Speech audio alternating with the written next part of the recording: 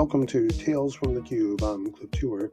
Thanks for joining us. This episode is called The Journey, How I Became Involved in the Call Center Industry. So people probably are wondering, or might be wondering, how I got into working in call centers. It really was quite an interesting start back in 1996.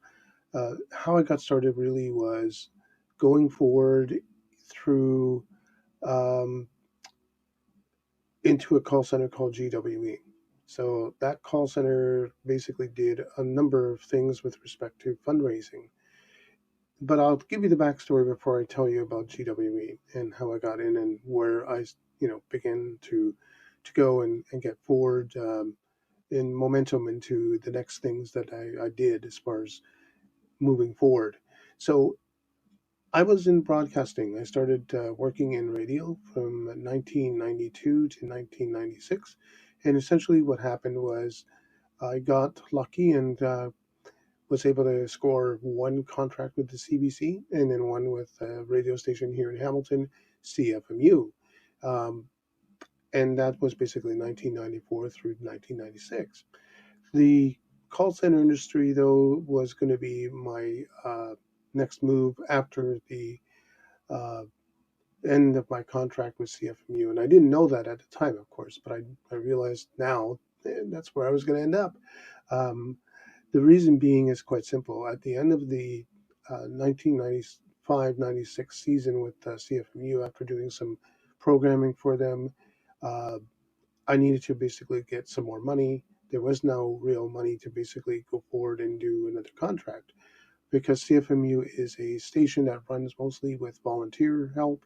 The idea here of being a paid employee and doing radio for pay, well, I would have to go into the commercial side, and most commercial radio stations just were not interested in hiring me. So at the end of the day, I realized, well, I got to do something else. I had dabbled in call centers back in the 80s. Actually, I was here in Hamilton from 1986 to 1996. And basically, what happened was, or actually more like 97, I should say. Yeah, 96, 97, yeah. Essentially, I had worked in a small call center in Eastgate Square, tried doing some survey work. Didn't quite go far, but yeah, that's the way it works. So I left that and I was doing other things. I was a security guard at the time. So jump forward into the 90s now, talking about radio broadcasting. At the end of my contract with CFMU, I handed over the show to another person. I said, run with it. It was off the air in 2 weeks. And I realized, okay, I'm not going to get anywhere with radio. It's just not going to happen because the fact is that there was a lot of things going on. I won't go into details because that's not what this podcast is about. This podcast is about call centers and how I started in call centers this first episode. So I needed a job. So the first thing I did was look around and I found GWE. GWE basically is a call center, or was a call center. I don't know if they exist anymore. What they do is they do promotions for different charity events and different groups that are nonprofits, like Parents Resource Information on Drug Education or Old Timers Hockey. And the idea was to basically call people in three different categories. We called them taps, semi-taps, and cold calling or challenge lists. So the taps were the people who already donated. So basically, our top people who could get money out of people would call these people. Then you got the semi-taps, and basically a semi-tap is people who may have donated once or twice to a charity. There's information on their card that's more or less filled out. There's some blanks. We're calling them basically confirming the information and going forward and developing the lead into a sale. And then there's cold, and literally nothing. You might have just a name and a number, maybe an address, but that's about it. You're calling and you can see if you can fill out the card and basically go forward and do the next step, which is a sale, which is basically saying, hey, would you be interested in donating a couple of dollars to the charity? That's what I did. It was telemarketing. Basically, that's what I started out doing. And from there, things began to take off. I didn't stay long with this company. In fact, most of the companies up until the 2000s. I didn't stick around very long. They were mainly telemarketing gigs. I did some survey work. Um, but eventually I realized I want to get into something else here. And my sort of big break came when I was working for a company called, um, uh, I forget the name of the company now. They became Phonetics and, oh, they were Phonetics and Telecom. That's who they were. Phonetics and Telecom. I was with them for a bit. And I started out working as, again, a telemarketer. This was in the 90s. I was in Toronto at the time, and Phonetics was down in the core of the city. And what I did was I called people on behalf of Zellers. So called them, basically trying to get cards into hands. And what happened after that was really interesting. I got a chance to work with in a campaign that was AT&T, and I did inbound. Now we're cooking, we're starting to get into customer service. This was something I really wanted to do. So eventually I got lucky enough again to go into that and do that a little bit.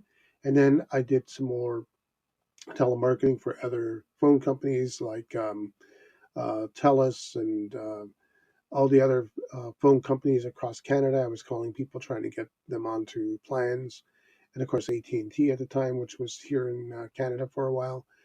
That didn't quite work out, and then I did some more or less some survey work with the company. Making sure people were aware of a particular program and making sure they got their packages. I think it was for gas eating or something to that effect. And then I left Phonetics and wandered around and kept doing other things. And eventually, I got a really great customer service entry point with Indigo Books and Music. And with Indigo Books and Music, I was strictly inbound, and this was a fun job. It was about a year that I worked with them, and this was in the 2000s now. It was really, really quite interesting because what I did was uh, I got orders for books. I also did some mail things. So basically, I sent out emails to people, and that was interesting because I got to try that. And at one point, I even got into a specialized queue that mainly dealt with stores. So from there, we went forward and got into places like Bell Canada, so Royal Bank, TD Bank. So I've touched on a number of different things, and all of them are were inbound, with the exception of TD. I was calling mainly people with their regard to their credit cards, saying, "Hey, use your card. We want you to use your card, so we're going to give you a bit of money to do that. We're going to fluff up your account a little bit so you can use your card." And that's what they did, and it was pretty successful, and I was quite happy with that. Um, but unfortunately, something happened in there that I will tell us the story of in a later podcast. I think you'll find this really quite interesting. That there was something that was really wild. Moment in that something that caused me to say, well, maybe I don't want to do this.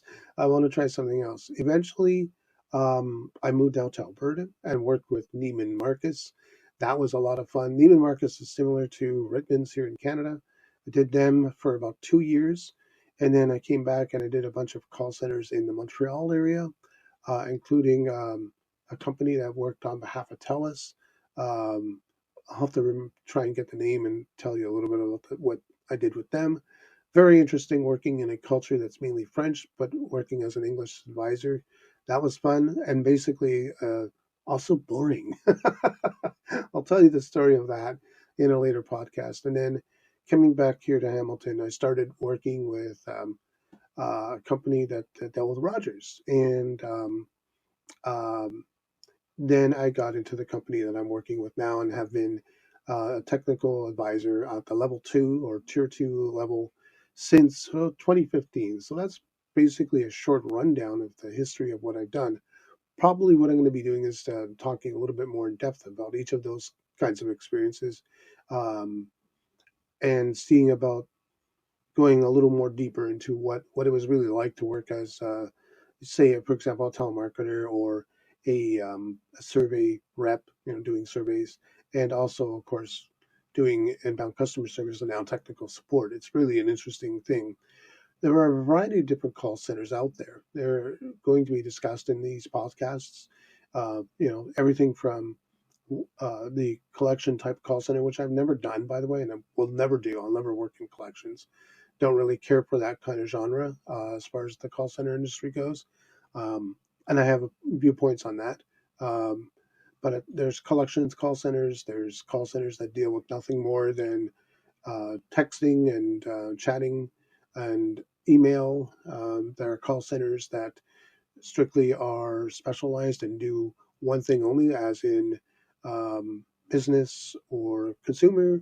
And there's some call centers, of course, that deal with emergency services. We know them as the 911 services. Again, I've never done any of that, but all of this is interesting work, and I think you'll find this podcast educational and interesting, because the point here is to show you what it's really like in a call center environment. Um, It'll be a little more scripted than what it is right now. I'm just sort of free flowing here, but you'll see podcasts coming through at least once a week, probably on a Wednesday. Tales from the Cube is going to be on Spotify, Anchor. It's going to be on Google, and of course Prime as well, and iHeartRadio. So you'll be able to find us in the usual places that are out there, and hopefully we'll get onto some other channels as well. Wherever you get your podcast, hopefully you'll be able to spot us. We're Tales from the Cube. My name is Clev. That's a short, brief history of how I became a call center rep, and I really appreciate the fact that people are interested in gaining interest in this particular type of podcast. Once again, we're Tales from the Cube. You can find us on the 4 channels that I mentioned: Google, Prime, iHeartRadio, Spotify, and of course Anchor. Thanks again for listening. We'll see you in the next one.